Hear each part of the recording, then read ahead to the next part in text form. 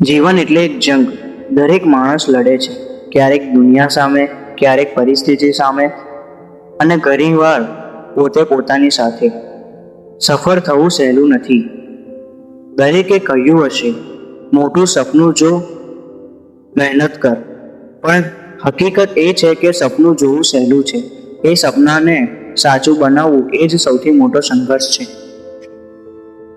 દરેક સવાલ જ્યારે તમે ઉઠો છો ત્યારે તમારી સામે બે રસ્તા, એક આરામનો, બીજો સંઘર્ષનો. અને જે વ્યક્તિ સંઘર્ષનો રસ્તો પસંદ કરે છે એ જ વ્યક્તિ સફળતાની ચોટી પર પહોંચે છે.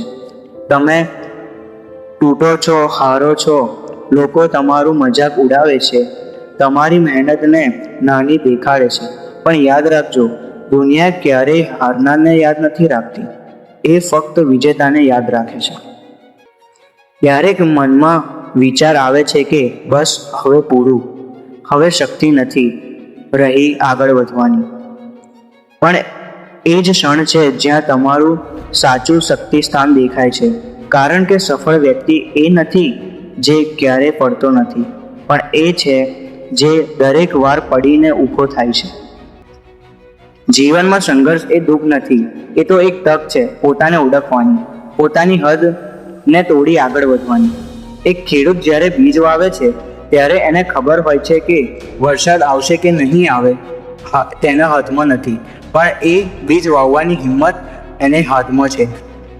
એ જ રીતે પરિણામો આપણા હાથમાં નથી, પણ પ્રયત્ન આપણા હાથમાં છે. તમે કોઈ પણ ક્ષેત્ર હોવ, વિદ્યાર્થી, ખેલાડી કે સપના જોનાર, યાદ રાખજો, રસ્તો હંમેશા મુશ્કેલ રહેશે. કારણ કે સહેલો રસ્તો ક્યારેય મોટી મંજિલ સુધી પહોંચતો નથી. દરેક રાત એક સંદેશ આપે છે, અંધારું કાળજીની કસોટી છે, પણ સવાર જરૂર આવશે. તો હિંમત રાખો અને મહેનત કરતા રહો, અને પોતાની અંદરની જીદ ક્યારેય મરવા ન દો.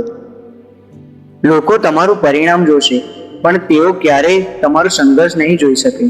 તેથી તમારી વાર્તા લખો એવી કે દુનિયા એને યાદ રાખે. યાદ રાખજો, સંઘર્ષ વગરની સફળતા ક્યારેય મીઠી નથી લાગતી.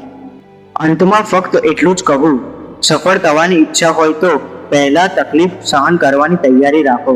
કારણ કે એ જ તકલીફ તમને મજબૂત બનાવે છે, અને એ જ જીદ તમને વિજેતા બનાવે છે. તો મિત્રો, આ વિડીયોમાં બસ આટલું જ. જો તમને વિડીયો ગમ્યો હોય તો લાઈક કરો, શેર કરો અને સબસ્ક્રાઈબ કરવાનું ના ભૂલતા મારી ચેનલ જીત ટુ વિન.